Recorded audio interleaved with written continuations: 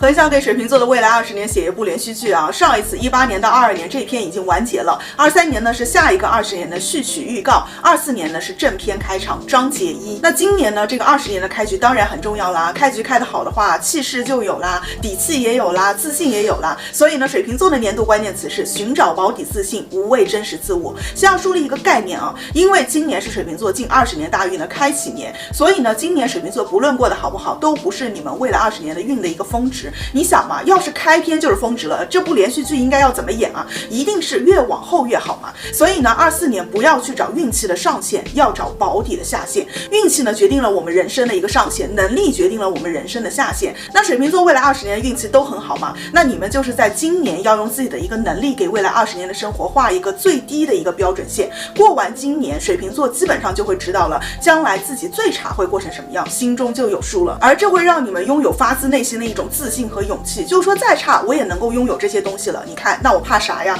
所以明年呢你们就会带着这些勇气往前闯。而今年呢易守不易攻，易静不易动，因为水瓶座不用跟其他星座一样那么着急的开局就冲出去，别的星座会有错过好运的问题，你们有20年呢，所以放松啊。今年工作读书的核心就是要有4两拨千斤的态度，心态稳定，找到自己的节奏，不要去跟他人对比节奏。你们可是水瓶座啊，水瓶座要有自己癫狂的一个勇气，你们有自己的一个核心力量和实践轴的。今年不想赢就不会输，记住这句话。如果有想赢的那个心，可能就会让你们想要走捷径，冒险投某资啊，被表面华丽的一些人事物关系诱惑啊，觉得机不可失时不再来。但是呢从行运来看，确实容易反而走了一个大弯路的，尤其是年中到下半年，5月26日木星换座以后，越到年底越要守住。10月10日木星逆行之后，后面这3个月需要冷静，勿冲撞。工作读书呢上慢下快，上半年呢可能因为有些东西是一个新的开启嘛，所以呢看到有很多需要完善的一个空间，水瓶座呢就在逐步的推进执行这些，进度呢也会相对慢一点。今年是水瓶座辞职啊、隐退啊、创业、组建团队或者是某种自我独立的一个高峰年，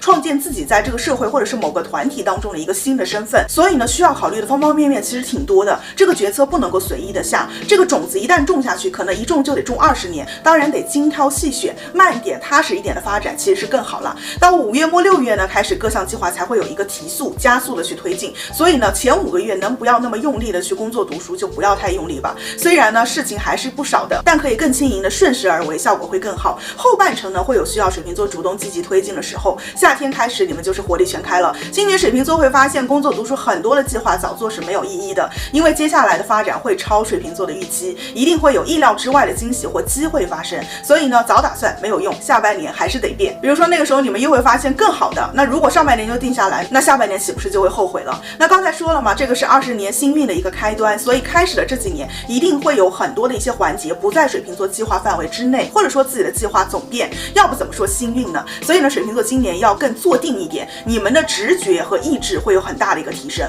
很多的时候其实是有一股驱力，或者是有团队有人推着你们去做事情的，你们只需要去感受，眼观六路，耳听八方，行动呢反而不必太快，因为机遇一直都会有的。那今年工作读书的成就呢，水瓶座是有机会在某一个领域或者是地方，就像一个国王或者是女皇一样，稳稳的坐在某个位置上面，有着不可侵犯的一个威严。过去10多年水瓶座一直犯小人啊，跟他人的互动当中容易有某种权力啦、权威性的丧失，别人可能也不听自己的。但是冥王星换座之后，水瓶座会重新掌权，小到家里面，大到这种班级啊、公司啊、集体啊。所以呢今年水瓶座手上一定会握有一定的权力或者是物质成绩，你们就守着它，该行使权力就去行使权力。今年会结束一种奔波跑动或者是很不确定、很动荡的这种生活。那财运呢，今年整体大方向也是守财的年份，大部分的时间呢以储蓄为主，除了5月21日到9月可能会有一些还不错的一些项目或者是进账。不过呢你们今年走的是一个投机财哦，投机财的特点就是它本身就是不稳定的，容易有一些泡沫化的地方，进出场的一个时间是很重要的，所以呢水瓶座自己要注意这个方面。爱情社交呢，水瓶座今年的爱只跟自己有关，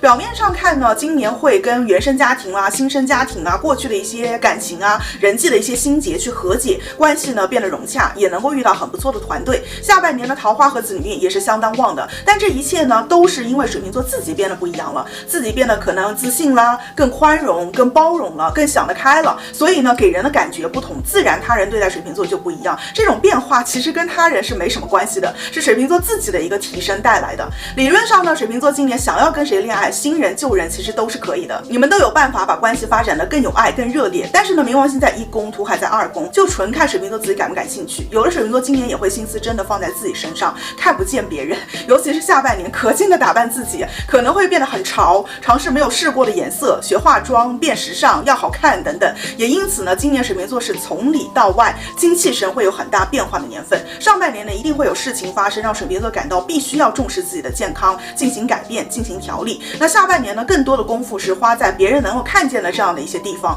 让人感觉到水瓶座进入到一个全新的状态了。那就祝你们于时至今日的一切握手言和，于从今往后的一切深情相拥，乘风万里，一帆风顺。我是艾达帆老师，一起用星座和心理学更好的指导我们的生活。我们下期见，拜拜。